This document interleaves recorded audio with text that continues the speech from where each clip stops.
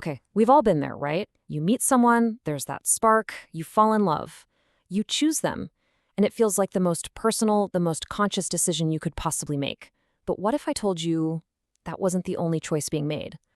Seriously, think about that for a second. What if, after your heart and your mind have done all the work and picked someone, your body gets the final vote? A kind of secret ballot that happens on a microscopic level, completely out of your awareness, that could actually veto the decision you thought was yours and yours alone. And believe it or not, it's true. We all live by the story we know. We fall in love, we connect, we build a life. But just beneath the surface, there's this hidden story playing out. It's a biological drama where our bodies are running their own completely separate selection process. And trust me, they have a very different set of priorities. Now, this is the part we all know and love. It's the stuff of movies and songs, right? It's that conscious choice, the one driven by emotion, by a shared sense of humor, that deep intellectual connection, and of course, attraction. It's that magic moment where your brain and your heart finally sync up and just say, yep, this is the one. But here's the twist. That beautiful conscious decision you just made, well, it's really just step one. Because it turns out there's a whole second, hidden decision that happens after you've already made up your mind. Now this, right here, this is where it gets really wild. Just look at the power in that statement. A microscopic negotiation. This isn't some random biological fluke, it's an active, deliberate process. And the idea that it can actually override our conscious choice, that is a total game changer for how we think about attraction. So, what in the world is this powerful, hidden mechanism called? Well, scientists have a name for it, and it sounds like something out of a spy novel. It's called cryptic female choice. And let me tell you, it's one of the most fascinating processes in all of reproductive biology. So let's break that down. Cryptic just means hidden, out of sight. So this is a hidden choice where the female reproductive system is not just a passive waiting room. No way. Instead, it's an active environment that actually favors, or in some cases rejects, sperm from a partner completely separate from who the woman has consciously chosen to be with. So how on earth does this work? Well, you can think of it like a super exclusive, very intense job interview for sperm. After meeting, the fluid around the egg starts releasing these chemical signals.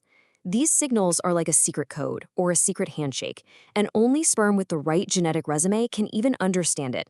Those are the ones that get guided toward the egg while the others are left behind. So the key here is it's not about which sperm is the fastest swimmer, it's about which one gets the special invitation to the party. For decades, we were all taught the same story in biology class, right? The story of the great sperm race.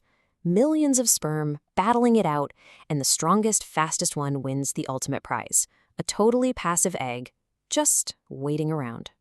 But guess what? That whole story is pretty much wrong. The new reality is so much more interesting. The egg isn't some passive prize, it's an active gatekeeper. It's like the bouncer at the world's most exclusive club, and it gets to decide who's on the list and who gets in.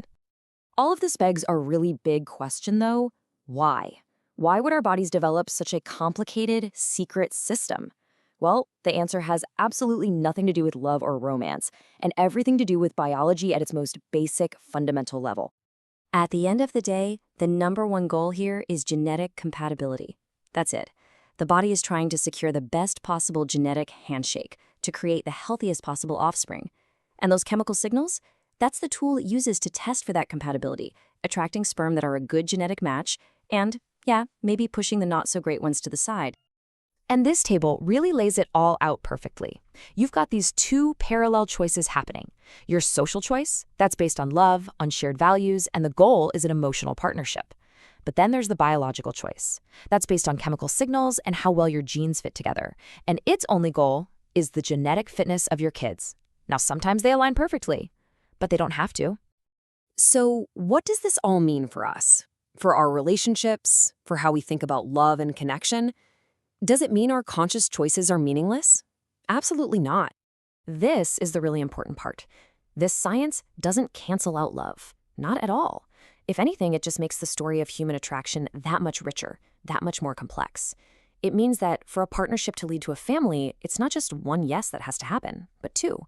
You need a yes from the mind and heart, and you need another one from the body. Ultimately, this is the key takeaway. It boils down to this. There are two separate choices being made. There's the one you know all about, the one you make with your heart, and then there's the one that's completely hidden, a silent negotiation happening on a cellular level. And that leaves us with a pretty deep, final question to chew on. When your conscious mind and your most fundamental biology can actually want different things, it really makes you wonder, who's the one that's truly in the driver's seat? If this video made you feel better, please consider subscribing.